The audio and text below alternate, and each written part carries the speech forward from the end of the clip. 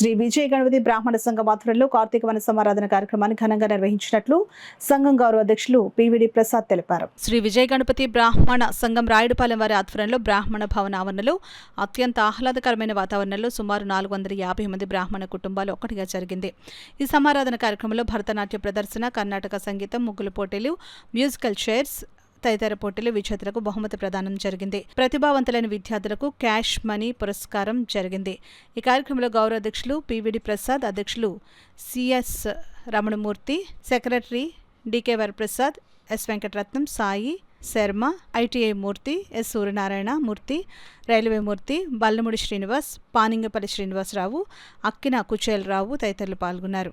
నుంచి కూడా అలాగే వలసపాకల, వాకలపూడి, తిమ్మాపురం పరిసర గ్రామాల నుంచి కూడా అనేక బ్రాహ్మణ కుటుంబాలు వచ్చి ఈ కార్యక్రమాల్లో పాల్గొని ఉదయం నుంచి సమారాధన కార్యక్రమాలు ఇప్పుడిప్పుడే భోజన విరామం జరుగుతోంది.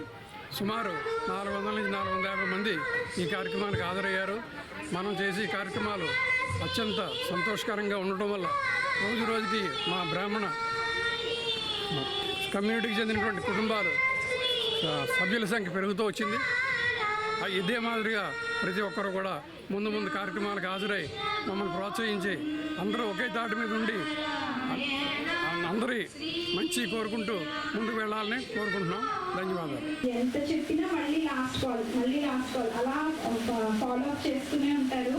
చాలా గౌరవంగా చూస్తారు.